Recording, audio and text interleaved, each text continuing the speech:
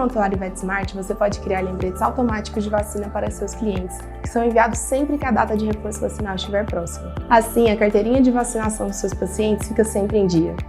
Além disso, você pode também compartilhar o histórico completo de vacinas com o tutor, de modo que ele também tenha controle sobre o que foi feito no seu pet.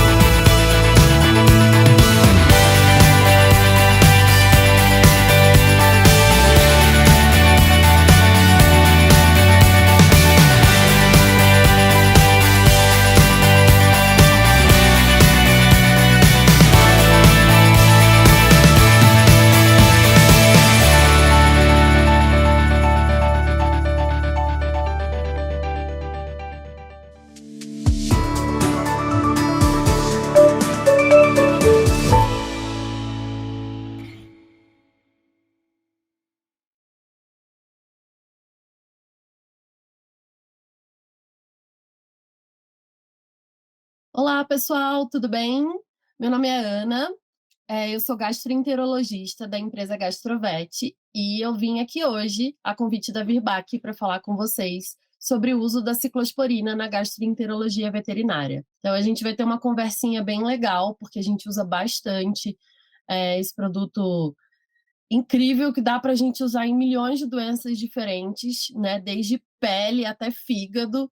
Então, a gente vai conversar algumas coisas sobre como que foi descoberta esse produto, como que foi descoberto esse produto, da onde que veio, para onde que vai, o que eles comem, da onde surgiu e como que ele pode servir para tantas coisas ao mesmo tempo, né? Não faz o menor sentido, mas faz todo sentido. Então, vamos lá. Então, nosso plano hoje vamos falar da onde que veio essa ciclosporina, né? Que, como tudo na veterinária, ou quase tudo, veio da medicina humana. qual é o mecanismo de ação, bem simples, né? A gente não vai ficar falando de bioquímica que nem nada. As principais indicações, né? E aí a gente vai falar de doença, que é a parte que mais importa, né? Então a gente vai falar de doença inflamatória intestinal, de hepatopatia crônica, e aí a gente vai concluir como que a gente usa esse produto na nossa prática, na nossa rotina. Tá bom? Então, vem com a gente, hein? Então, gente, quando eu comecei a estudar a ciclosporina, eu fiquei chocada. Ela foi descoberta em 1970 por um biólogo que estava lá cavando terra em busca de antibiótico, que foi logo depois da descoberta da penicilina. E ele estava em busca de novos fungos para novos antibióticos, porque a penicilina já era. E ele descobriu esse fungo com nome esquisito, que eu não vou nem tentar falar para vocês. E ele descobriu que isso não era um antibiótico, que pelo contrário, ele não matava a bactéria, ele imunossuprimia. E esse fungo veio a ciclosporina. E a ciclosporina começou a ser usada na medicina humana como imunossupressor.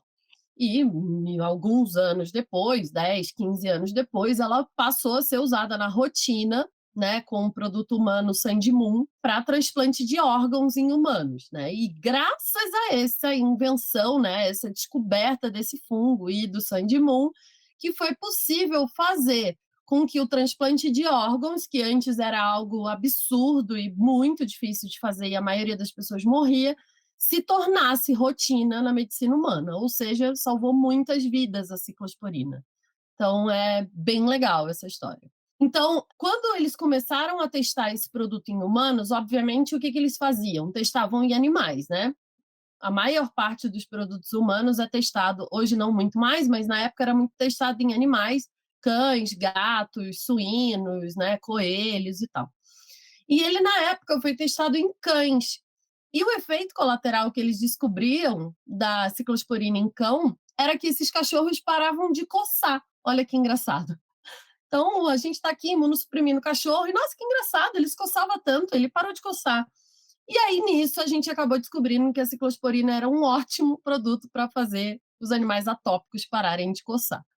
E aí que tudo começou, né? Então, a ciclosporina é um imunossupressor, sim, né? Ele é bem seletivo, mas é um imunossupressor.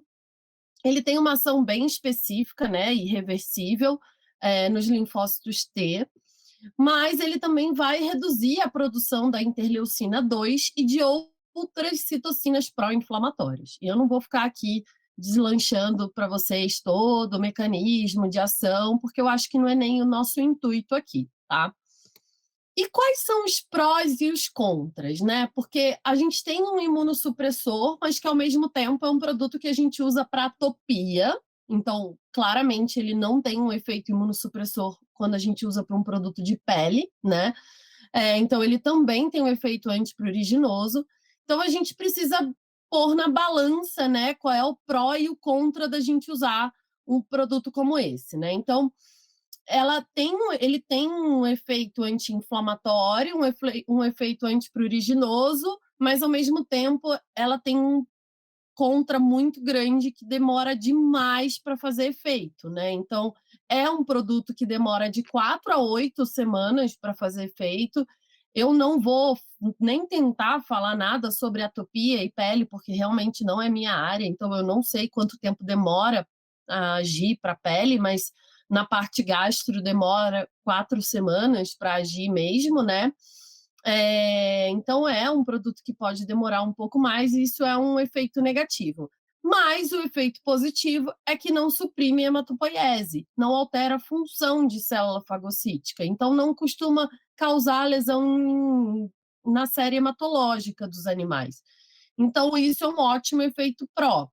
Então, quando a gente lida com imunossupressores, quando a gente lida com doenças crônicas, a gente precisa colocar para os tutores que eles precisam ter na cabeça deles divertidamente alinhados, que eles estão de luto, né? A gente acabou de contar para eles que o bicho deles tem uma doença que não tem cura, que ele vai ter que tomar remédio para o resto da vida, que ele vai ter que fazer exame para o resto da vida, que vai gastar uma grana com um exame, com remédio, com veterinário, com um monte de coisa, certo?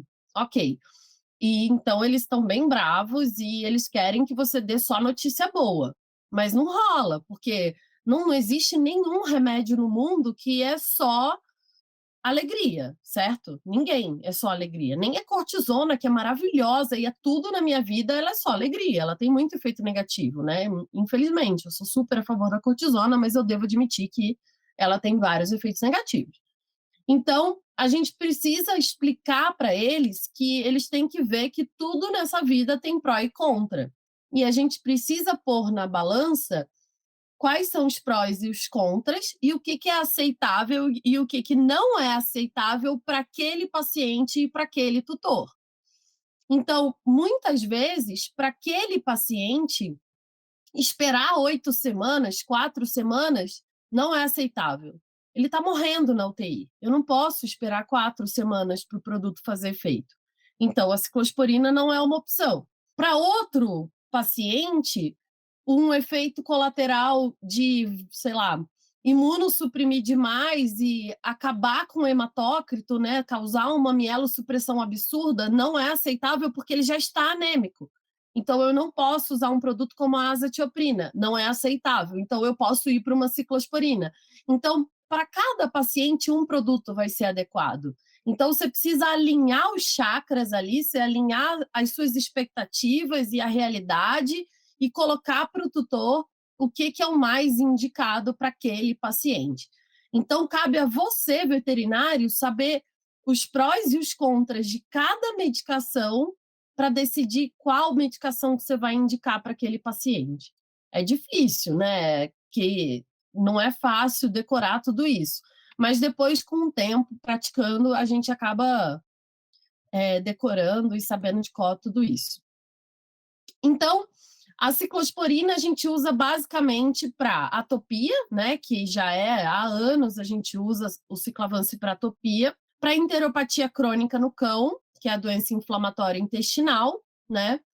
Para doença inflamatória intestinal em gato também, e para hepatopatia crônica em cão, linfoplasmocítica. E eu vou explicar como que a gente usa essa medicação em cada uma dessas situações, como que a gente introduz ela, em que dose que a gente usa, qual frequência, quando que ela é indicada e quando não usar também, porque nem sempre a gente consegue indicar a ciclosporina nessas situações todas.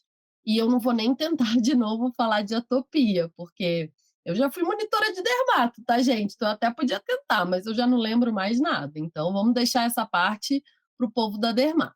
Então vamos falar só um pouquinho sobre a doença inflamatória intestinal, para vocês entenderem como que a gente usa a ciclosporina na doença inflamatória intestinal, tá? Primeira coisa que eu queria contar para vocês é uma novidade, não muito novidade, mas para o Brasil ainda é uma novidade, é que a gente meio que não chama mais de doença inflamatória intestinal. Agora a gente chama de enteropatia crônica. Então, talvez vocês vão começar a assistir palestras, aulas e ler trabalhos de pessoas falando enteropatia crônica e não doença inflamatória intestinal, tá?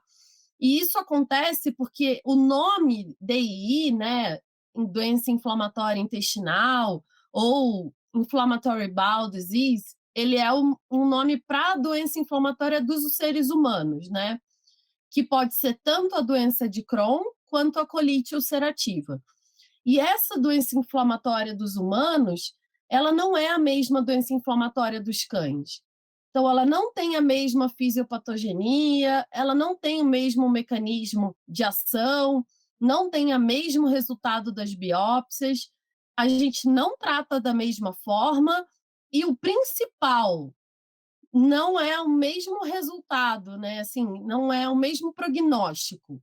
Então, a gente não pode chamar do mesmo nome. Se não diagnostica do mesmo jeito, o prognóstico não é o mesmo e não trata igual, não é a mesma doença. Então, a gente está mudando um pouco a forma da gente nomear a doença, porque realmente não é a mesma doença. É claro que até eu chamo de doença inflamatória intestinal, porque né, a gente há anos fala esse nome, mas a gente está tentando se acostumar a chamar de outro nome, porque está mudando isso, tá?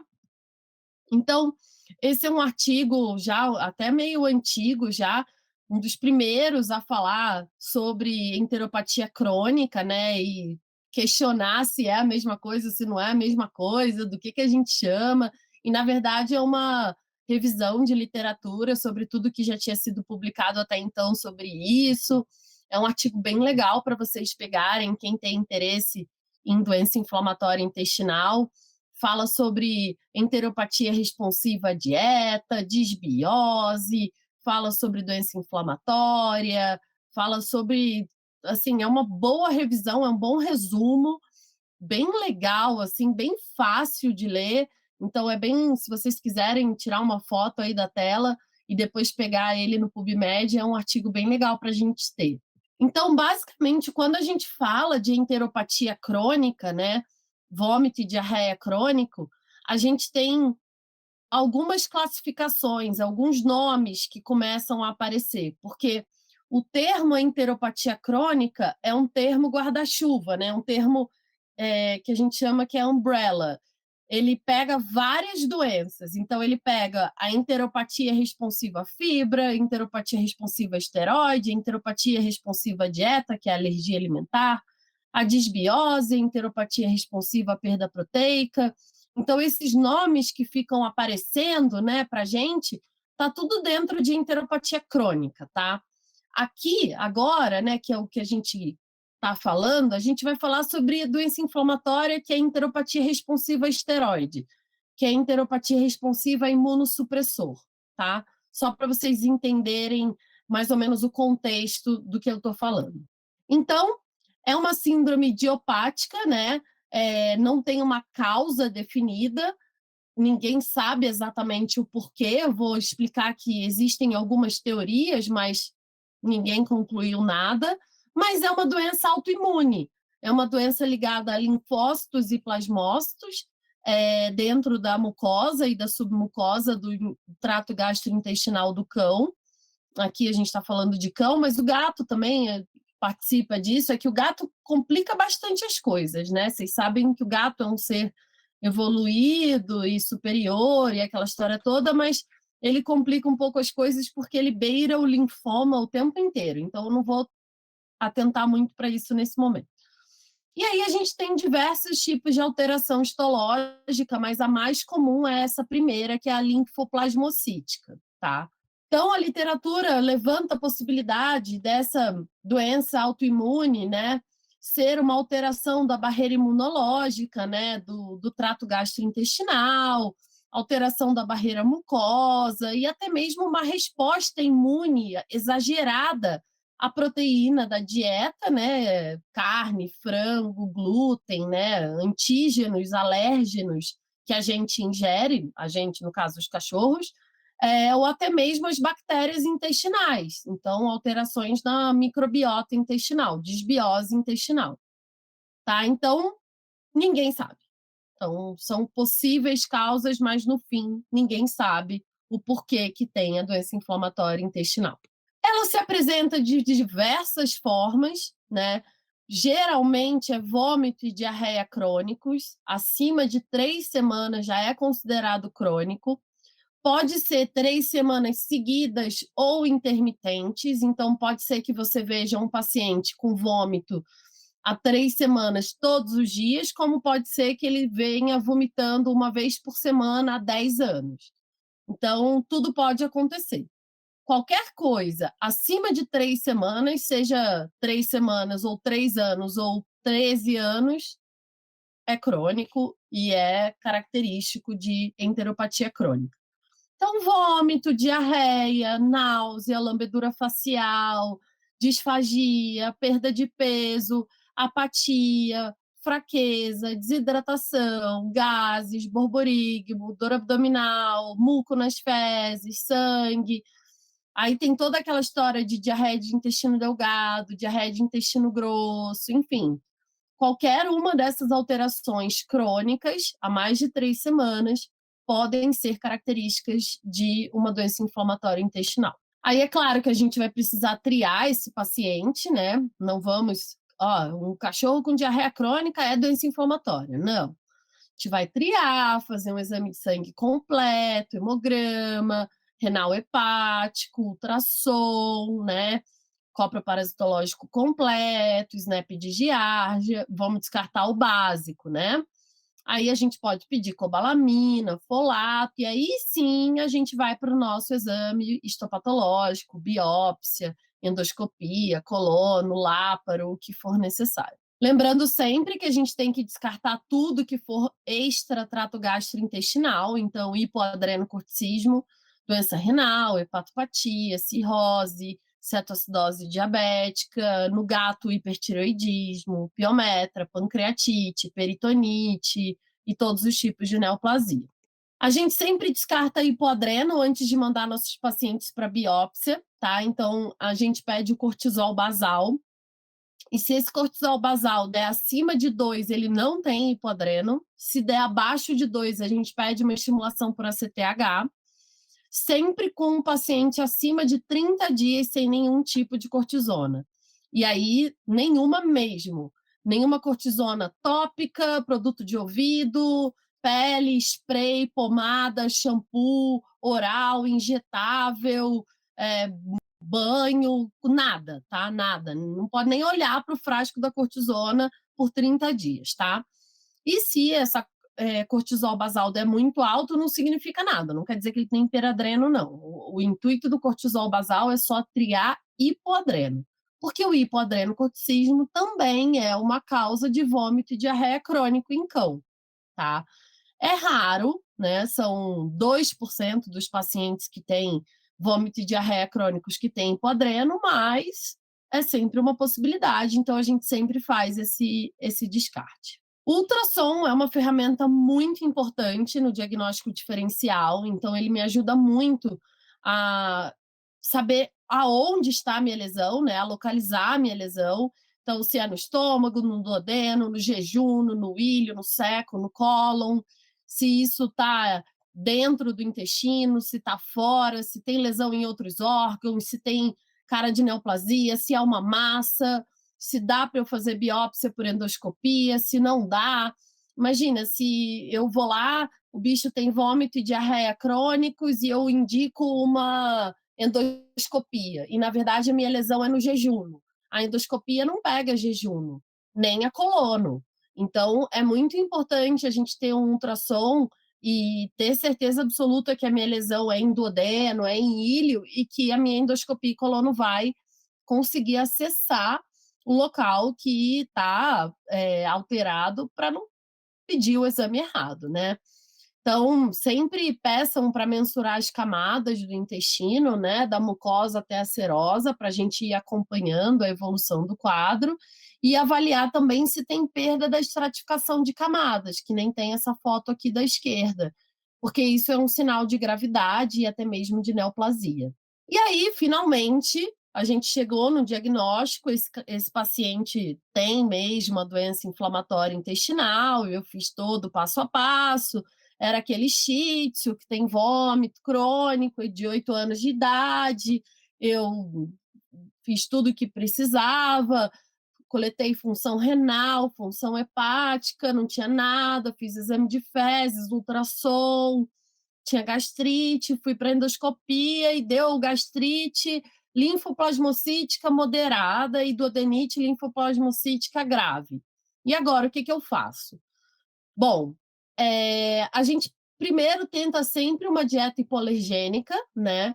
A gente faz sempre uma triagem com dieta hipoalergênica, e se essa triagem com a dieta hipoalergênica não funciona, a gente vai para a nossa terapia imunomoduladora. E aí vai variar de paciente para paciente, tá, gente? Se é um shih tzu de 8 anos que vomita há 12 anos, né? Veja bem, ele tem 8, mas ele vomita desde a vida passada, porque o shih tzu é assim, né? Ele nasceu e ele já vomitava na encarnação anterior. Então, se ele vomitava na encarnação anterior, não tem por que usar cortisona, porque ele já está vomitando há tanto tempo que, ok, tipo, eu não preciso, né, tirar ele da crise. Ele está bem, ele está comendo, ele já acostumou com vômito. Eu vou usar a corticoterapia para tirar esse animal da crise, né? Então, eu vou usar a cortisona naquele paciente que está internado, que não está comendo, ou que está com aquela diarreia líquida que eu preciso tirar da crise, desinflamar. Aí sim, eu preciso de uma medicação que tenha um efeito rápido, com um bom, né, custo-benefício, né, dane-se efeito colateral, mas que eu preciso que haja rápido, porque eu não tenho um mês para esperar o imunossupressor fazer efeito. Porque todas essas minhas opções demoram um mês para funcionar. Então, é a cortisona que vai me salvar para dar tempo dos outros remédios fazerem efeito. Então, a gente precisa saber qual medicação indicar e quanto tempo eu tenho para aquele paciente em específico. Então, situação 1, o shih tzu que vomita a vida toda e está ótimo comendo, então eu não preciso usar cortisona, eu posso simplesmente ir direto para o ciclavance, ou para o Imuran, ou para o Leukeran.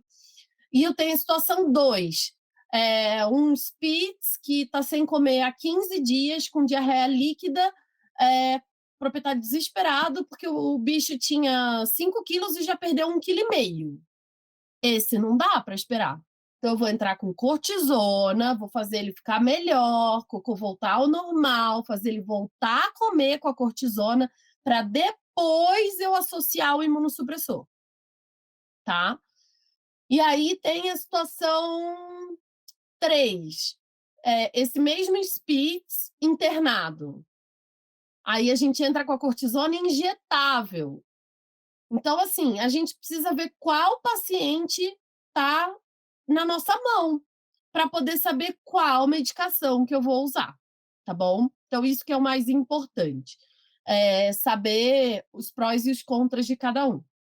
Então, a cortisona, quando eu entro na dose de 1 a 2 miligramas por quilo, eu não costumo passar disso. Eu sei que o pessoal da Hemato usa bem mais, né? Eles usam 2 miligramas quilo BID, né? 2 vezes ao dia. Eu não costumo passar de 2 por dia. Alguns casos eu já usei, porque, enfim, desespero, né? Mas nunca precisei muito mais do que isso, tá? Então, a gente usa, quando usa, depende também, né, gente? Já teve caso que eu usei 5, 10 dias e ok, já teve caso que eu usei 6 meses, já teve caso que eu usei 30 dias e desmamei, de novo, depende, tá? E aí a gente vai reduzindo a dose até tirar. E aí os nossos imunossupressores que a gente usa para doença inflamatória intestinal. É autoimune, gente. O shih tzu que vomita há 12 anos com gastrite, ele não tem gastrite péptica, que a gente usa omeprazol. Ele tem gastrite linfoplasmocítica, é imunomediada, ele precisa de imunossupressor, ele precisa de cortisona, ele precisa de ciclavance, ele precisa de leukeran, ele precisa de remédio para desinflamar o estômago, ele não precisa de omeprazol. Então, a gente precisa imunossuprimir, porque é imunossuprimindo que a gente vai desinflamar esse paciente e que ele vai parar de vomitar cronicamente, tá? Então não adianta ficar dando omeprazol, né, medicação para náusea, porque não é isso que vai fazer ele não vomitar. Então, atentem a isso. E aí, a gente tem essas 3 classes principais de imunossupressores, né, que é a azitioprina, o clorambucil e a ciclosporina. E a gente vai falar um pouquinho de cada uma delas. A gente não, porque só tem eu, no caso. Então, vamos lá. O clorambucil, que é o leukeran, que é super famoso porque a gente usa isso há anos para gato, né? O leukeran é o melhor amigo do gato, ou melhor, o melhor amigo do especialista de felinos, e o meu também. Eu amo o leukeran. Ele é ótimo. E a gente usa nos cães também. Eu adoro usar leukeran em cão, principalmente para linfangiectasia. Ele é uma medicação muito boa para linfangiectasia. Ele é comprimido, é um comprimido bem pequenininho, parece um anticoncepcional, ele é super picurruchinho. Não tem quase efeito colateral, tá? O único problema é que ele é um quimioterápico. Quimioterápico mesmo. Ele é para leucemia em gente. Então, ele é super contraindicado para pacientes que os tutores tenham qualquer problema de saúde grave. Então, gestantes têm que tomar cuidado, quem tem criança em casa. Então, cuidado quando for indicar, sempre pergunta sobre isso. Independente de ter ou não gestante, etc., em casa, tem que avisar para o tutor usar luva, tá? Então, tem que usar luva e tem que manter ele dentro da geladeira, tá? Ele não pode ser mantido fora da geladeira porque ele estraga. Então, ele não tem nenhum efeito colateral óbvio, então ele não causa vômito, não causa diarreia. Óbvio que ele causa imunossupressão, porque é esse o intuito. Eu preciso de um imunossupressor, a minha doença é autoimune, tá? E aí a dose que a gente usa é essa, tá? Em cão, é de 4 a 6 miligramas por metro quadrado. Cuidado, gente, não é miligrama por quilo, é metro quadrado. Então, vocês vão lá no aplicativo do VetSmart, e aí vocês vão lá na calculadora, coloca... gente, é mais fácil que andar para frente. Vai lá no VetSmart, calculadora, aí vocês vão lá, metro quadrado, coloca o peso do cachorro e ele vai te dar X metros quadrados, geralmente é 0, qualquer coisa. Tá, 0,58. Isso é quantos metros quadrados o seu paciente tem. Você pega isso e multiplica por 4, que é 4 miligramas por metro quadrado. Pronto, você vai descobrir quantos miligramas esse cachorro tem que tomar, tá? É assim que eu calculo. Só que não pode partir o comprimido. Então, assim, se deu 1 miligrama por dia, ao invés de partir o comprimido ao meio, porque não pode, você vai dar um comprimido, dia sim, dia não. E é aí que começa a complicar a nossa vida. Porque, geralmente, é animal pequeno, né? Então, pincher de 1 quilo, não rola. 2 quilos, não rola. Geralmente, menor que 5 quilos, já não dá para fazer leuqueran. Então, o leuqueran geralmente é legal para bicho maior que 10 quilos, tá? O gato, a gente usa uma dose maluca, né? Eu realmente não sei por que a gente usa essa dose. São os americanos que usam essa dose. Eles usam um comprimido 2 vezes na semana para gato menor que 4 quilos e um comprimido 3 vezes na semana para gato maior que 4 quilos. Por quê? Não sei. E aí avisa os proprietários, porque tutor adora ler bula. A hora que chegar o remédio em casa, se você não avisou que era um quimioterápico e que ele tem que usar luva e etc., eles vão ficar um pouquinho bravos, tá? Aí a nossa segunda classe de imunossupressor é a azatioprina, né? A azatioprina ela é um ótimo imunossupressor, muito bom mesmo. Na maior parte das vezes ela funciona, bastante mesmo, mas ela tem 2 problemas. Um problema, ela demora 2 meses para fazer efeito. Demora demais, demais, demais. Aquele bicho que está perdendo 1 quilo por semana, com diarreia, internado, pode esquecer. Não dá. Ele morre antes da azatioprina fazer efeito. Não tem condição.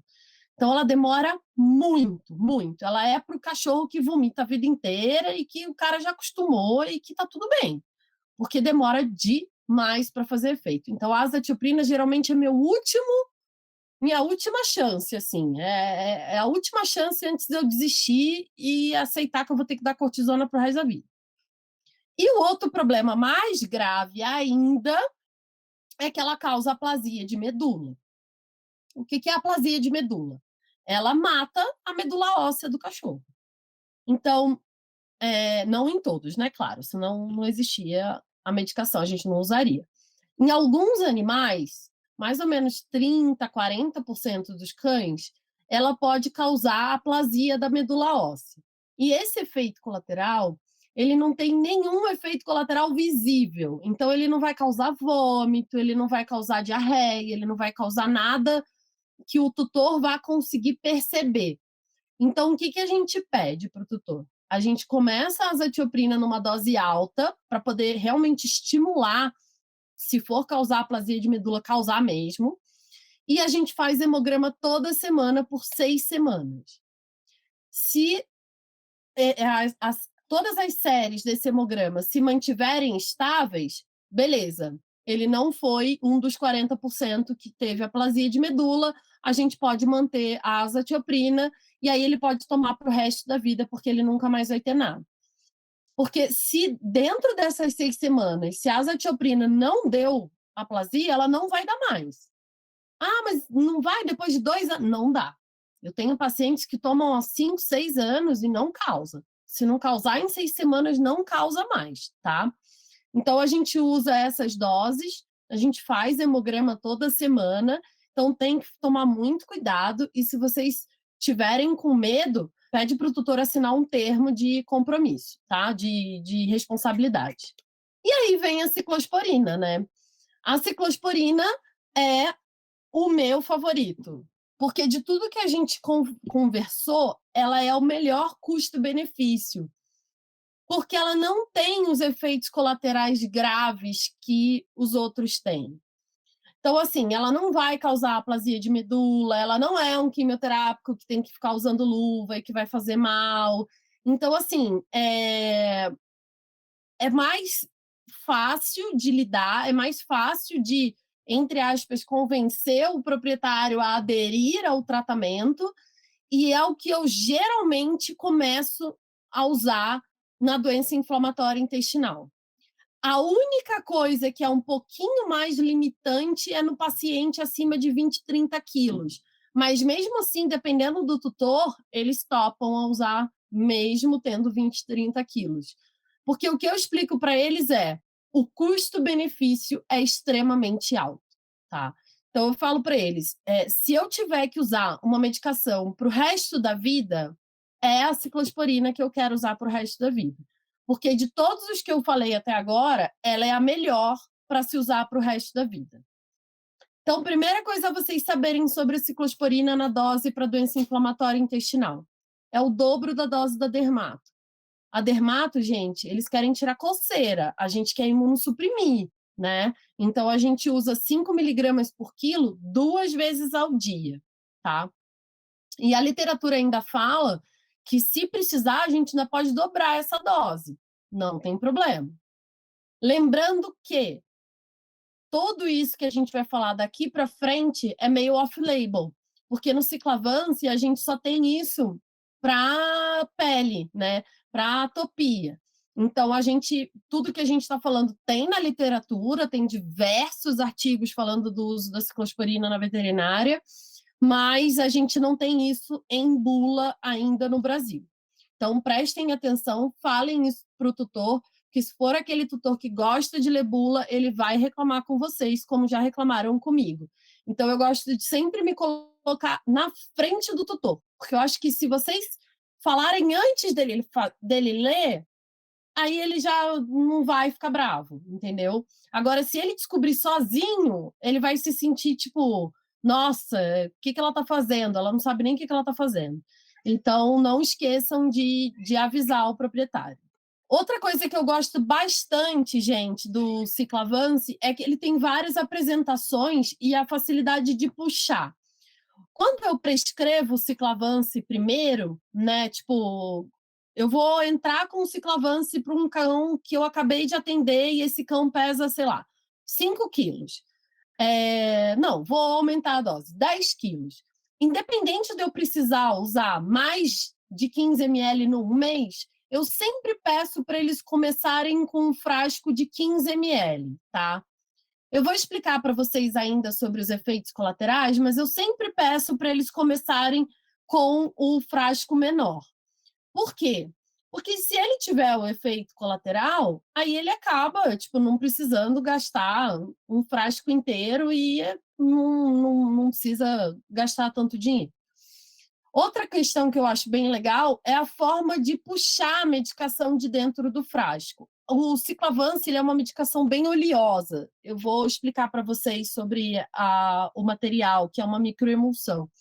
Só que ele não vai ter contato nenhum com isso, porque ele tem esse aplicador aqui, ele vem fechadinho, né, com essa tampinha, e esse treco aqui, ele vem dentro da caixa e ele acopla, o tutor mesmo acopla no frasco ampola, e depois ele consegue acoplar a seringa, que tem essa rosquinha aqui, e ele gira o frasco e puxa. É muito fácil. E ele não tem contato nenhum com a medicação. Então, é um mecanismo super moderno, assim, é super fácil de usar e ele consegue utilizar todo o produto da embalagem. Então, é bem legal, assim. É um produto que eu gosto bastante de indicar, que por mais que seja caro, faz efeito, ele faz diferença. Então, eu gosto bastante desse. De efeito colateral, o que a gente mais tem para relatar é náusea e vômito, tá? E mesmo assim é raro.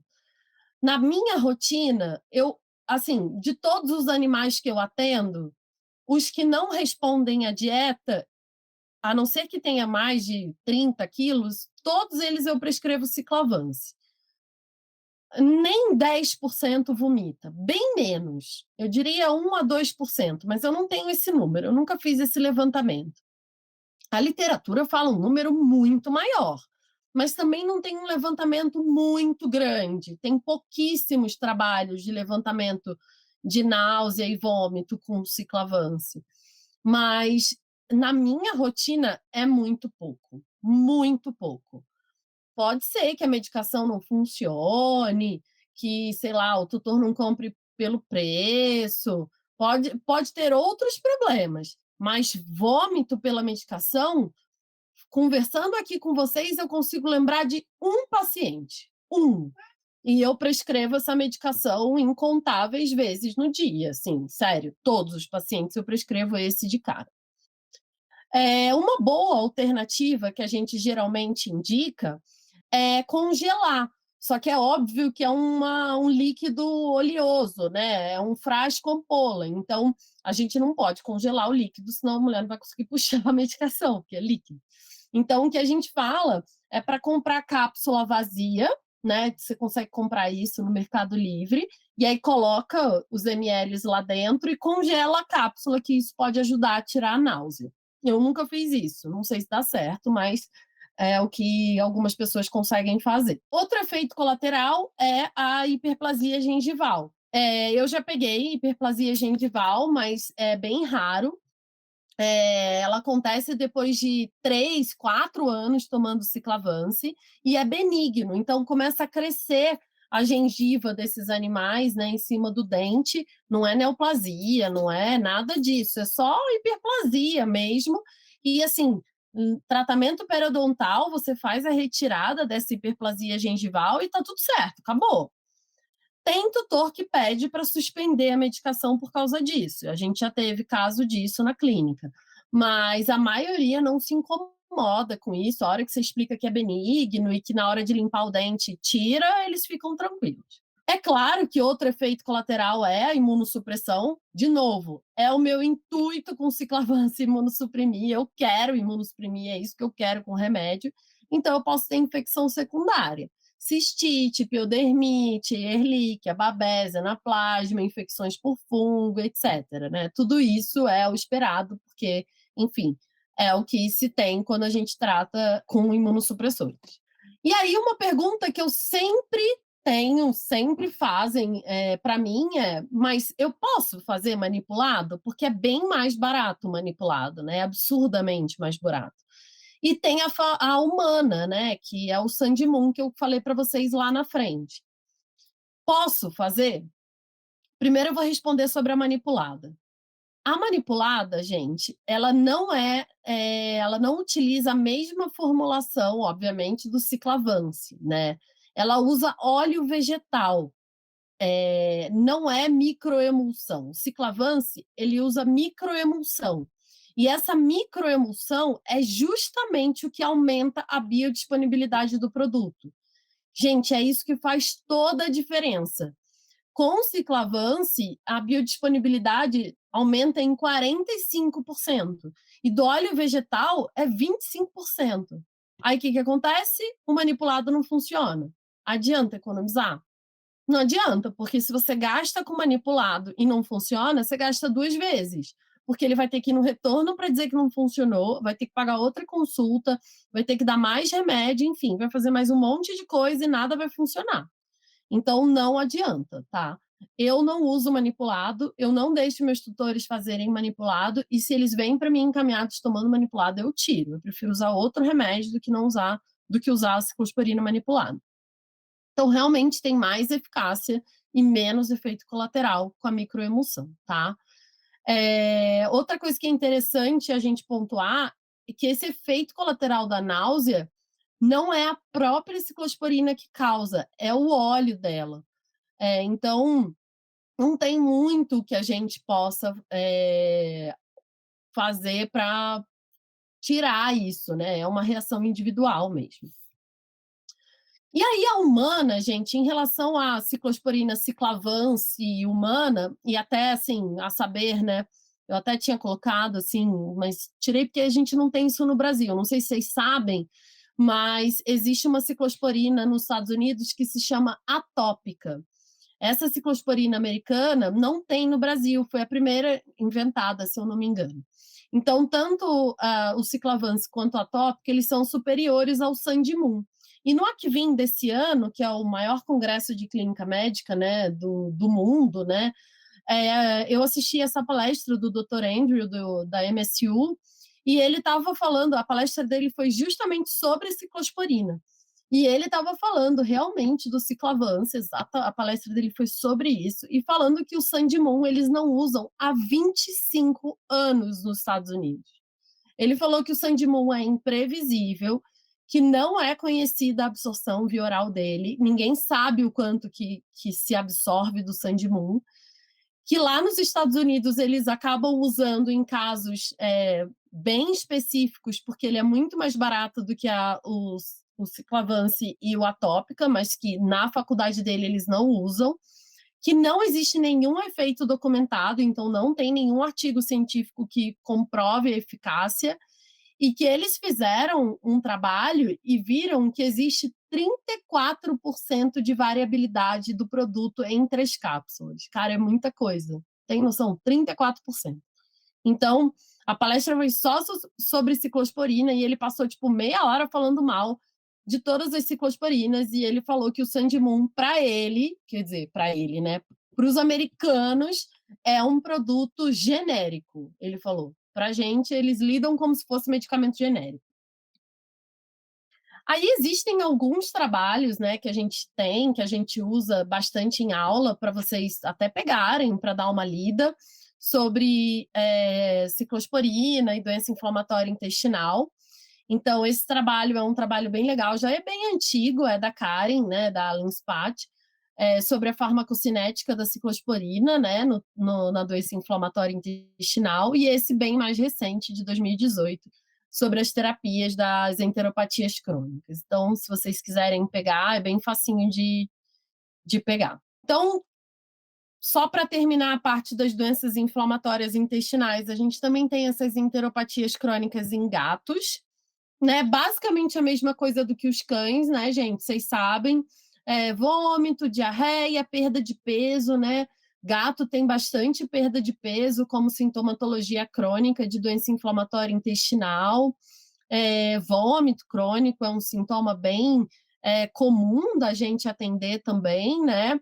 O diagnóstico a gente faz com o mesmo descarte, descartar todas as causas de base, ultrassom abdominal, né, biópsia, a gente precisa chegar no mesmo ponto. Bom, gente, então, o tratamento a gente vai fazer basicamente com o uso da corticoterapia e do leukeran e do clorambucil e do ciclavance, mas a diferença, gente, é que gatinhos a gente não usa azatioprina, tá? A azatioprina é tóxica para gato, não pode usar de jeito nenhum.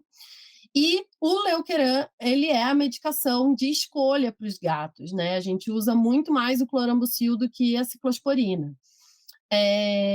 Até porque nos felinos a gente tem muito a questão de doença inflamatória intestinal, linfoma de pequenas células, e o clorambucil acaba tendo um efeito bem mais adequado para o linfoma de pequenas células, então ele acaba funcionando melhor. Mas, quando o animal é refratário ao clorambucil, quando ele não funciona, ou ele tem náusea, eu tive alguns felinos que tiveram bastante náusea com Leukeran, a gente usa o ciclavance, aí a gente usa nessa dose de 5 a 7,5 miligramas por quilo por dia, mas precisa avisar os tutores que é off-label, tá, gente? Não tem bula, então tem que explicar para eles, porque eles podem olhar a bula do medicamento e não vão achar, e aí eles podem achar que a gente está prescrevendo errado. Então tem que avisar eles que não vai estar lá. Mas podem utilizar, isso tem literatura, não está errado, dá para baixar artigo facilmente para justificar para eles, se vocês quiserem. No PubMed tem bastante também. E a gente usa bem, e o efeito colateral é mais náusea mesmo, vômito, né? Mas eu também não vejo muito, não. Mas confesso que não costumo usar muito. Em felinos, diferente do cão, em felinos eu costumo manter eles na corticoterapia. Mas eu gosto de ter opção, porque a gente já tem tão poucas opções que é sempre bom a gente ter mais um imunossupressor para poder utilizar nos caras que não respondem a nada, né? Então, ter o ciclavance ali em mãos é sempre um bálsamo. E aí, por último, a gente vai falar da hepatopatia crônica em cão, né, que é a doença que a gente também usa muito, a ciclosporina. Mas eu sempre, quando vou dar aula de doença hepática, é a primeira pergunta que me vem à cabeça. Será que eles sabem o que é uma hepatopatia crônica? Porque eu acho que é uma coisa que todo mundo tem muita dúvida, né? Tipo, tá, mas como assim ela usa o ciclovance para doença hepática? Como? Em vez de usar SAMI, ela usa ciclosporina? Ela tá louca? Então, assim, na verdade, quando a gente está falando de hepatopatia crônica, gente, a gente está falando dessa hepatopatia crônica aqui, tá? Existem várias hepatopatias crônicas. É que a gente fica achando que qualquer aumento de ALT e fosfatase alcalina é a mesma hepatopatia crônica. Mas, assim, existem várias hepatopatias crônicas. Existe hepatopatia crônica infecciosa, toxêmica, metabólica, imunomediada, idiopática, neoplásica, por acúmulo de cobre. Então, assim, a gente precisa ter certeza de qual hepatopatia que a gente está falando. Então, a que a gente vai falar agora é a autoimune, é a linfoplasmocítica. Então, é uma hepatopatia imunomediada, é a mais comum que os cães têm. Ela vai envolver descartar todas as causas que poderiam levar ao aumento de ALT e FA e, obviamente, por fim, realizar a nossa biópsia. Então, o diagnóstico, de novo, é um quebra-cabeça, né? A gente vai precisar juntar a manifestação clínica, aumento da LT e da fosfatase, né? Os testes de função, ácidos biliares, bilirrubina, ultrassom, e aí biópsia, videoláparo, láparo e tal. E aí sim a gente chegar no nosso diagnóstico. Nem sempre esses pacientes vão ter manifestações clínicas muito evidentes, caso vocês estejam se perguntando, né? Então, eles podem apresentar só uma letargia, uma apatia, perda de apetite. De acordo com esse consenso que eu mostrei para vocês, esses pacientes geralmente apresentam só a perda de apetite, então a maior parte dos animais, 61% dos cães do trabalho, apresentaram só perda de apetite, mas também podem apresentar icterícia, ascite, poliúria, polidipsia, encefalopatia hepática, sinais mais graves, obviamente. São animais que têm, em média, 6, 7 anos e podem estar super bem assintomáticos ou realmente bem mais graves e já internados, enfim, em hemoabdômen, morrendo. Aí a gente vira o Sherlock Holmes e vai tentar descobrir o que esse bicho tem sem fazer biópsia. Então, a gente vai fazer uma avaliação laboratorial desses animais e a gente vai ver, geralmente, um aumento da LT maior do que a FA. Eu fico falando geralmente porque, por exemplo, essa semana eu peguei um animal com a fosfatase explodindo e a LT estava normal. E nem por causa disso eu deixei de indicar biópsia, tá?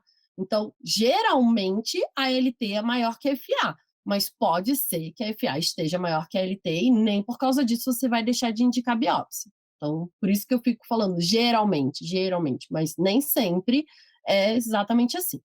Então, os testes de função hepática, a bilirrubina pode estar aumentada em até metade dos casos, a albumina pode já estar baixa, se ele tiver em insuficiência hepática, a amônia pode estar alta, se ele tiver encefalopatia hepática já, e normalmente os ácidos biliares já estão aumentados, mas eles podem não estar aumentados ainda, e isso não quer dizer que não seja indicação de fazer biópsia, tá? Então, já faz biópsia mesmo que ele esteja normal.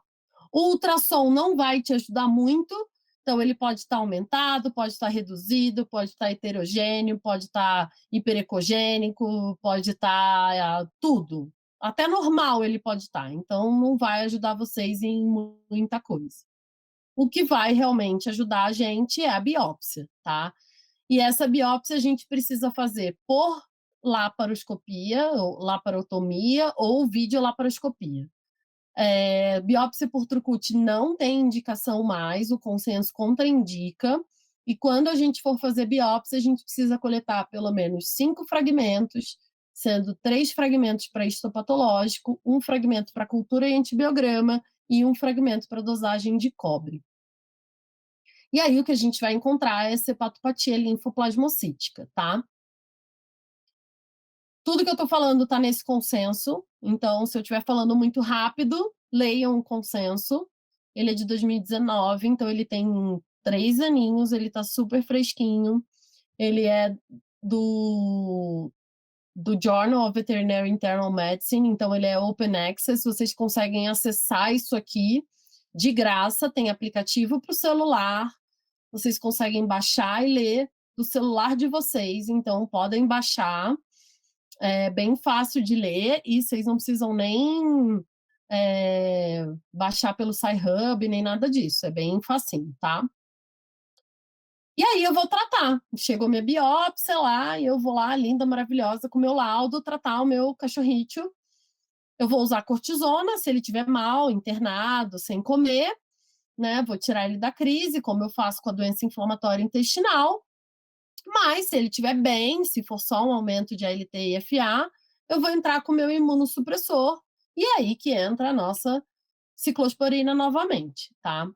A gente tem o micofenolato, a ciclosporina e os antioxidantes que a gente usa também. Então, eu vou falar um pouquinho de cada um para vocês saberem em que momento que eu uso cada um, tá? A cortisona, a gente vai usar nos pacientes que não estão legais. Então, a gente vai usar no paciente que não está comendo, no paciente que já tem ascite, no paciente que está ictérico, com uma hepatopatia agudizada. Ele pode até não ter ela só aguda, mas ele pode até estar com ela há muito tempo, ser crônica, mas ela está agudizada, ele está mal, ele não quer comer, ele está com um distúrbio de coagulação, qualquer que seja o sinal da insuficiência hepática, que eu precise que a medicação haja rápido, igual na doença inflamatória intestinal, eu vou usar a cortisona para tirar ele da crise. Muitas vezes eu uso na hepatopatia crônica a cortisona para aumentar o apetite também. Aí eu uso a dose menor, eu uso 1 miligrama quilo, porque ela vai ajudar a tirar a inflamação e ela também vai ajudar a melhorar o apetite. E aí o tempo que eu vou usar isso é variável. Pode ser que eu use isso 10 dias, pode ser que eu use 30, pode ser que eu use isso o resto da vida. Então, depende de cada paciente, tá? Então, depende do caso, depende da gravidade do caso e depende do paciente. Aí eu vou usar os meus imunossupressores, eu vou falar um pouco de cada um deles, porque cada situação também vai ser um imunossupressor. Então, o micofenolato foi o primeiro imunossupressor que a gente começou a usar para hepatopatia crônica, né? A gente usa na dose de 10 a 15 miligramas por quilo 2 vezes ao dia.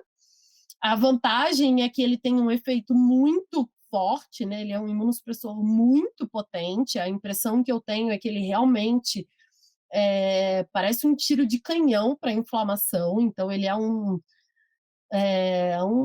chute no peito, assim, de anti-inflamatório, sabe?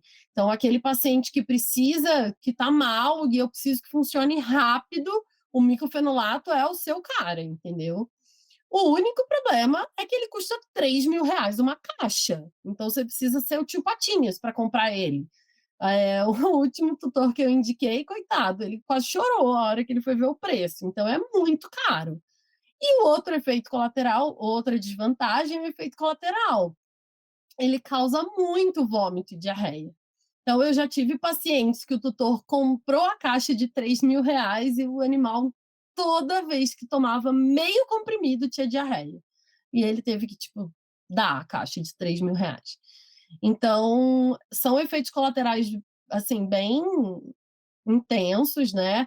O que eu costumo fazer, se eles têm efeito colateral, é, obviamente, tiro, espero ele melhorar, e aí eu reintroduzo devagarzinho. Então, eu faço 10 miligramas por quilo uma vez ao dia, aí eu espero uma semana 2 vezes ao dia, aí eu espero uma semana 15 miligramas uma vez ao dia, aí depois 2 vezes ao dia, eu vou subindo a dose bem devagar. Mas tem bicho que é mega sensível e eu não consigo chegar na dose cheia de jeito nenhum. Então é complicado. Hoje, eu não lembro de nenhum paciente meu tomando micofenolato. Eu tenho um pouco de dificuldade de usar ele cronicamente. Acho que muito pelo preço também, ele é muito caro. E aí, há pouco tempo, que começaram a surgir muitos artigos do uso da ciclosporina no tratamento de hepatopatia crônica, o que foi ótimo, porque, putz, o micofenolato realmente era uma coisa muito difícil de fazer, pelo preço, pelo efeito colateral, assim, por tudo, sabe? E assim, aqui entre nós, só eu e você, que ninguém está ouvindo a gente, quase ninguém deve estar ouvindo a gente. Quantas pessoas devem estar ouvindo? 2, 3 pessoas, né? Só aqui entre nós. A gente às vezes faz umas coisinhas assim que ninguém deve fazer, tipo tratar sem biópsia, assim, às vezes. E dá medo de fazer isso com micofenolato, né? Mas aí, quando a gente vê uma coisa como a ciclosporina, dá um pouquinho mais de coragem, né? E aí foi legal, porque veio esse trabalho e outros trabalhos a gente tem também. E aí a gente começou a conseguir ficar.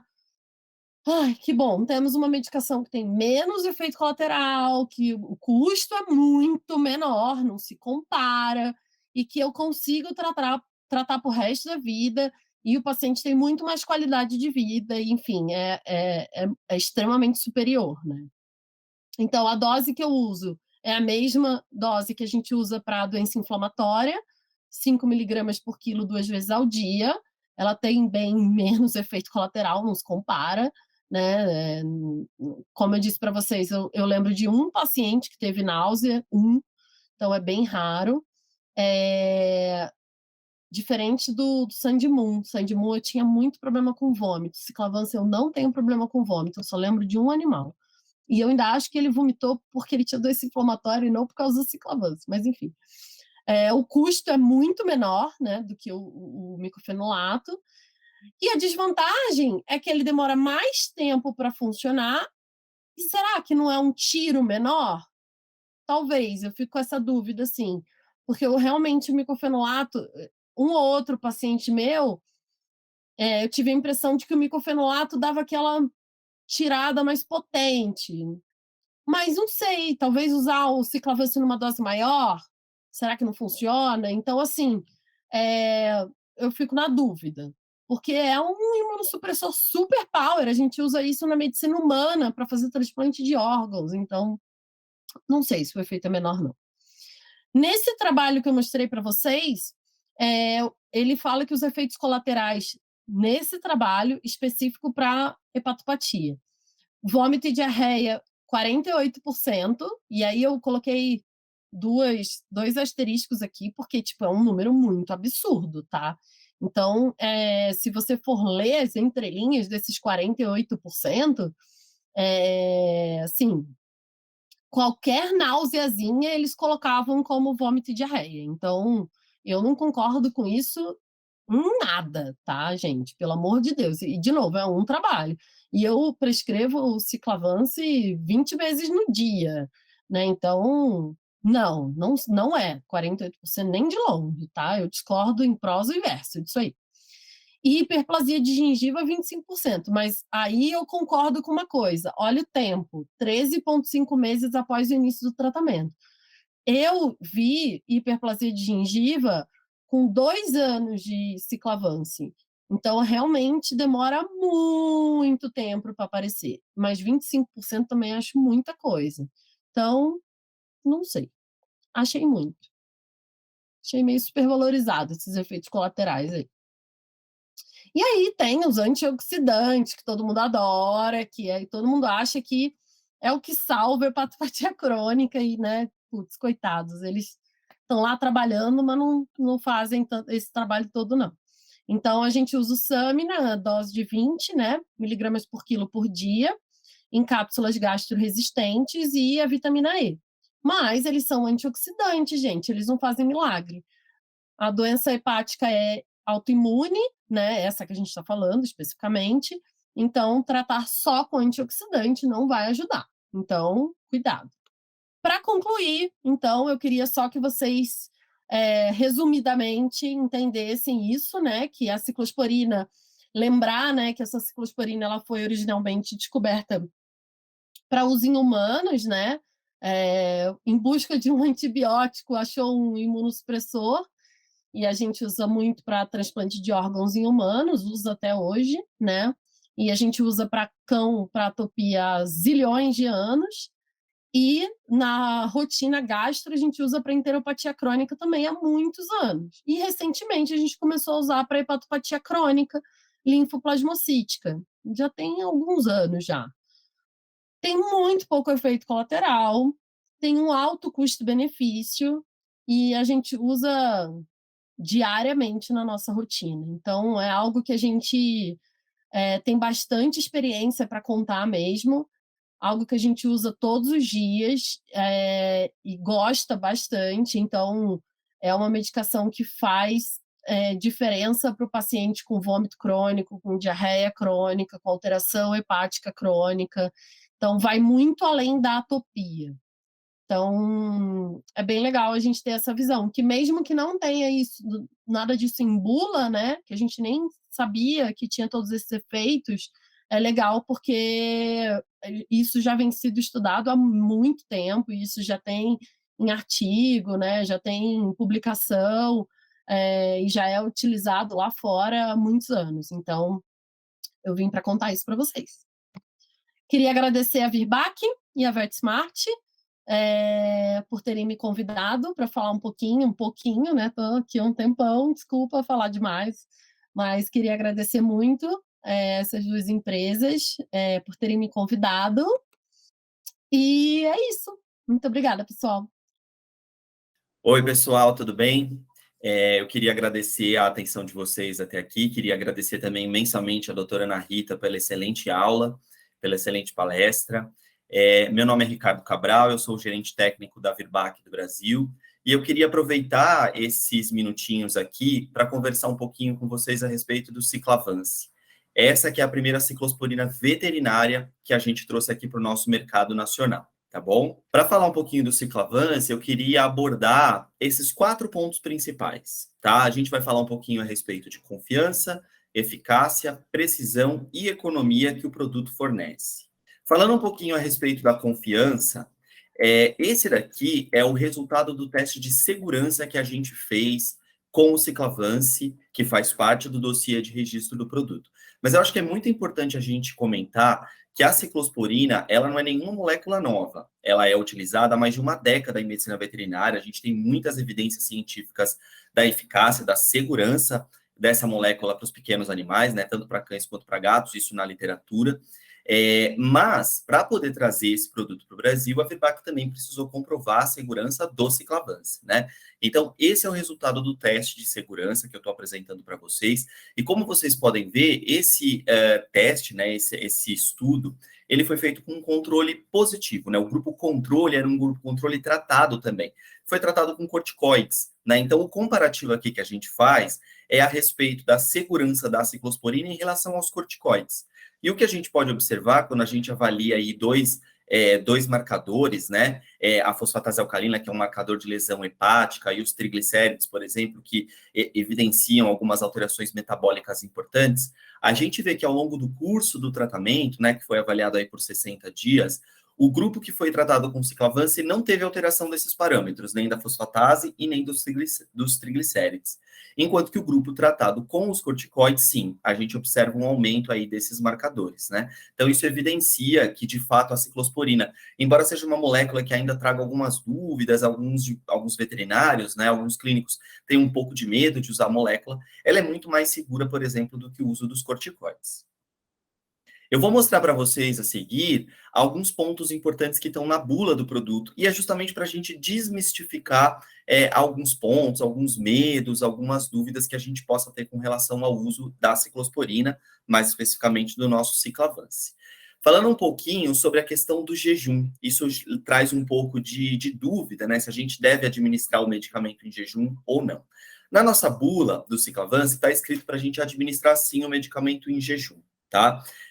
2 horas antes ou 2 horas após a refeição. Mas, quando a gente vai para a literatura, busca evidências dessa necessidade, a gente encontra que o alimento não interfere com a biodisponibilidade da droga, não interfere com a absorção do medicamento. Então, nesse caso, o que a gente recomenda, né, já que na nossa bula tem a indicação de administrar em jejum, o melhor seria administrar o produto após a refeição. Então, primeiro dá a refeição, espera ali 1 ou 2 horas, e aí administra o medicamento. Isso também vai ajudar num efeito adverso comum, que é o vômito. A gente vai conversar um pouquinho a respeito do vômito mais para frente, tá? Então, isso também pode ajudar a controlar esse efeito adverso, que é o vômito. Algumas advertências, o produto tem uma validade de 2 anos, mas depois de aberto a gente recomenda, né, utilizar o produto dentro de 6 meses. Então, esse é o período de estabilidade em uso, tá? O período de 6 meses. E a conservação é em temperatura ambiente. A gente pede para não refrigerar o produto, tá? Não precisa guardar em geladeira depois de aberto.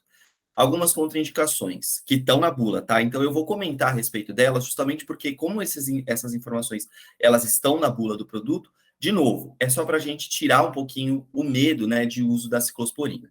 O que a gente encontra na bula? Não utilizar o produto em caso de hipersensibilidade, né, isso tá praticamente na bula de qualquer medicamento. Não utilizar o produto em casos de histórico de neoplasias malignas. Então, o produto é um imunossupressor. A ciclosporina, ela é um imunossupressor.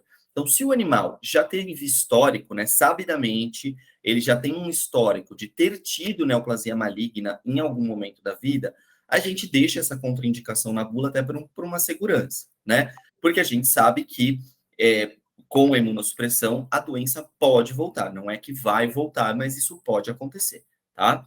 Então, a gente tem que tomar esse cuidado. Não vacinar os animais em tratamento.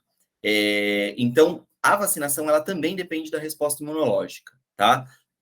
Pelo fato de ser um imunossupressor, o que a gente recomenda quando vai vacinar os animais que estão em tratamento crônico, utilizando o ciclavance há muito tempo? É suspender o uso da medicação 2 semanas antes de vacinar, tá? Então, suspende o uso da medicação, aguarda 2 semanas, vacina o animal, e aí já pode voltar com a medicação sem problema nenhum. Para filhotes a partir dos 6 meses de idade, não utilizar em fêmeas gestantes, e pesar os animais sempre durante o tratamento para poder fazer o ajuste correto da dose. Então, são só essas recomendações, né? Sendo que eu acho que a mais criteriosa aqui seria a questão das neoplasias malignas. Então, mostrando mais uma vez que o produto é extremamente seguro. Efeitos adversos. O que a gente mais observa e o que a gente mais encontra quando busca relatos de literatura? Vômito e diarreia. De longe, o vômito, né? Não é o mais frequente, a literatura relata que de 10 a 15% dos animais em tratamento vão vomitar, então é um percentual baixo, mas quando a gente tem um efeito adverso, né, principalmente do uso crônico da ciclosporina, é principalmente o vômito, tá? A diarreia, a gente costuma dizer que ela não dura muito tempo, é uma diarreia autolimitante que normalmente não necessita nenhuma intervenção, nem a suspensão de uso da medicação. Com relação ao vômito, no próximo slide eu vou comentar um pouquinho com vocês sobre quais são as indicações, o que a gente recomenda fazer quando esse efeito adverso acontece. Hiperplasia gengival, ainda mais raro, a gente observa de 1 a 2% dos cães tratados e quando a gente utiliza cronicamente, tá? Alterações da pelagem, principalmente o hirsutismo, que é um aumento, né, dessa pelagem, principalmente em regiões onde normalmente a gente não observaria pelos, né, como, por exemplo, a região do abdômen, mas isso também é raro e normalmente não é um efeito adverso que incomoda os tutores. e fraqueza muscular. A fraqueza muscular, ela também é relatada de 1 a 2% dos animais tratados, e também é um efeito adverso que, uma vez que a gente suspende o uso da medicação, o animal volta ao normal. São esses os efeitos adversos. Muita gente me pergunta a respeito da segurança para animais nefropatas, para animais hepatopatas, e o que a gente encontra na literatura é que a ciclosporina é segura de ser utilizada nesses animais, incluindo nos animais nefropatas, né? A ciclosporina, ela é metabolizada quase que exclusivamente pelo fígado, tá? Então, a gente tem uma segurança renal de uso dessa medicação também. Com relação aos vômitos, né? Como eu disse, de 10 a 15% dos animais, de acordo com a literatura, vomitam com o uso da ciclosporina. O que a gente pode fazer para esses casos, tá? Essas são algumas das nossas recomendações. Uma delas é iniciar o tratamento com doses menores. A dose de bula da ciclosporina, para a maioria das doenças, é de 5 miligramas por quilo, tá? Uma vez ao dia. Então, a gente pode iniciar o tratamento com doses de 1, depois no dia seguinte passar para 2, e assim sucessivamente até chegar na dose de 5 miligramas por quilo. Reduzir a frequência de administração. Essa é uma recomendação de quando a gente já está utilizando cronicamente a ciclosporina, tá? Nesses casos, a gente pode tentar reduzir não a dose, mas a frequência de administração. Então, se a gente está administrando uma vez ao dia, a gente pode passar a administrar a cada 48 horas, né? Ou seja, dia sim, dia não. E mais para frente, a gente pode tentar até uma redução para 2 vezes por semana, né? Então, é possível tentar isso, e isso pode reduzir também a incidência de vômitos. Administrar junto com o alimento, a gente citou essa questão do jejum, mostrando que, de acordo com a literatura, não existe interferência da alimentação, dos alimentos, com a absorção da medicação. Então, é possível também administrar junto com o alimento, e isso pode também, como eu disse, já prevenir o vômito, né? Evitar o vômito. E, claro, associar com com medicação sintomática, né? Então, se o animal vomita ou se o animal tem náusea, a gente pode utilizar uma medicação antiemética, um protetor gástrico, né, uma medicação que vai auxiliar nesse caso. Se o animal tem diarreia, os probióticos podem ajudar. Então, claro, não existe interferência, né, de uso dessas medicações. A gente pode usar o Maroptan, a metoclopramida, a ondazedrona, enfim, a medicação de preferência para controle desse efeito adverso quando ele aparece. Vamos comentar um pouquinho a respeito da eficácia do produto, tá? Falando um pouquinho a respeito do mecanismo de ação antes disso, a ciclosporina, ela é um inibidor da calcineurina, né? Então, ela é um inibidor seletivo da calcineurina. Essa é uma molécula importante na cascata inflamatória, porque ela vai ser uma das moléculas responsáveis pela produção da interleucina 2. E essa interleucina é extremamente pró-inflamatória e pruriginosa, tá? Então, é a interleucina 2, né, produzida pelas células, que normalmente inicia o processo inflamatório dessas doenças que são inflamatórias, né? Então, nesse caso, o inibidor da calcineurina, que é a ciclosporina, ela vai inibir a calcineurina e, consequentemente, inibir a produção dessa interleucina 2.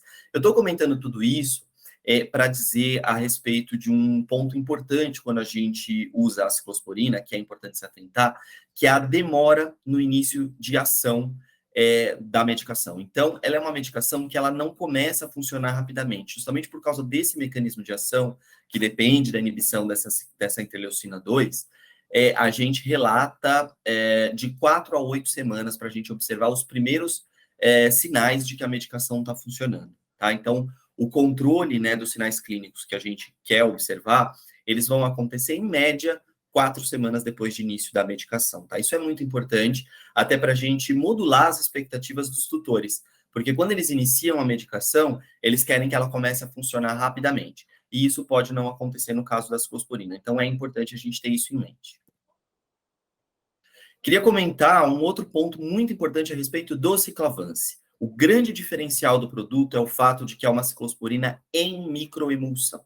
O que isso quer dizer? Quer dizer que ela passa por um processo industrial extra que torna as partículas de ciclosporina mais biodisponíveis. Elas são melhores absorvidas, né? A molécula é melhor absorvida no trato gastrointestinal, tá? E isso a gente tem comprovação, né? Existem trabalhos, são trabalhos aqui que utilizam cães com dermatite atópica, né? Que é uma das indicações principais de uso da ciclosporina.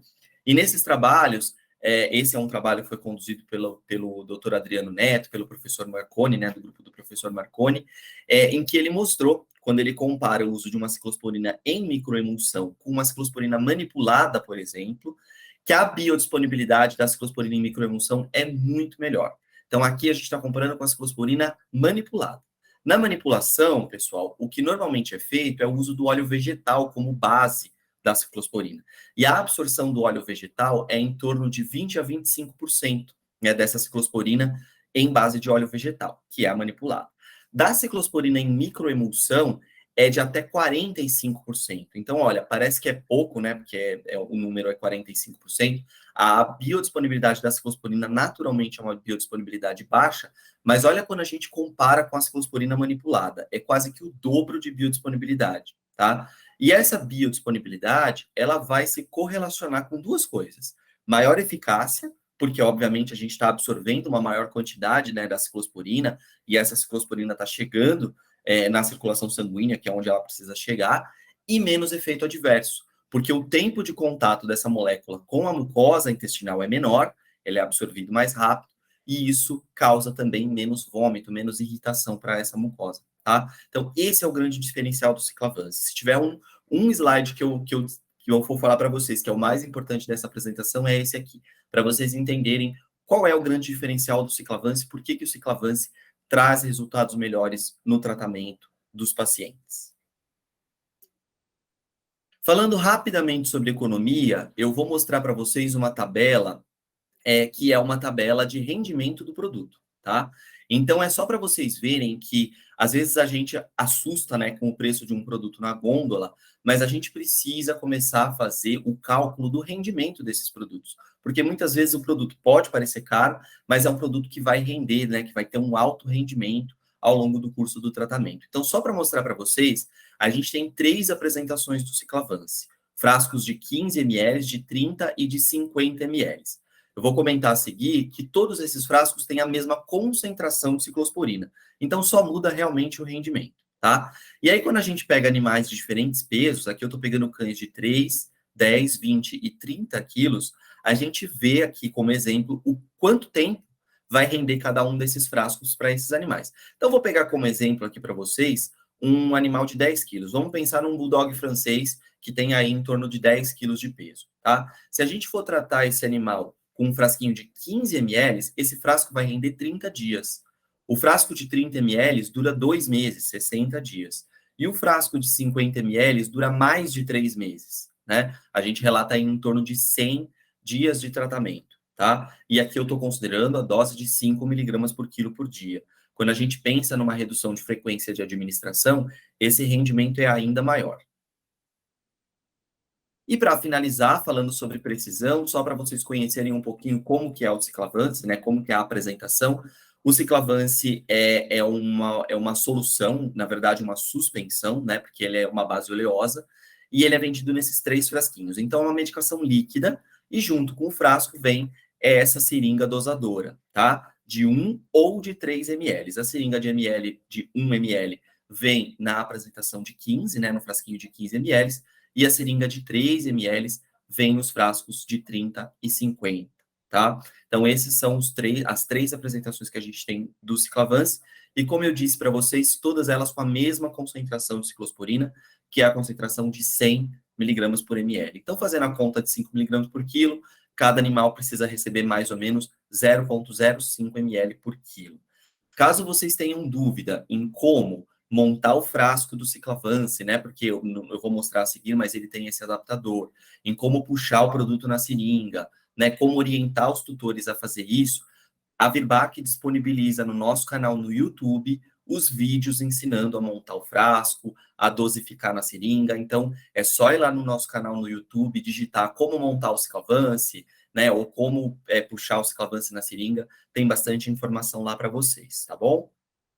E esse é o adaptador que eu comentei, né? Então, esse adaptador, ele vem separado, ele tem uma agulha plástica aqui dentro, né? Que é encaixado aqui no frasco, e depois que esse adaptador é encaixado, ele não sai mais, tá bom? Então, muitos tutores tentam forçar para tirar esse adaptador, ele não sai mais. O que sai realmente é só a seringa dosadora, que é uma seringa que tem essa rosca, né, prática, para poder puxar com mais facilidade o produto, tá bom?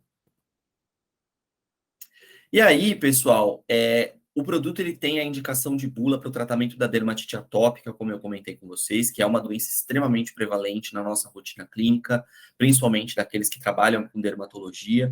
Mas, de acordo com a literatura, se a gente for buscar na literatura, ela é muito vasta em mostrar para a gente que existem várias indicações de uso da ciclosporina, inclusive na gastroenterologia, tá? Então, quando a gente pega trabalhos falando das enteropatias crônicas, incluindo a doença intestinal inflamatória e outras, a gente vê um campo muito importante de uso da ciclosporina e respostas terapêuticas, resultados muito bons de uso dessa molécula, tá bom? Então, esse era o recado que eu tinha para passar para vocês hoje.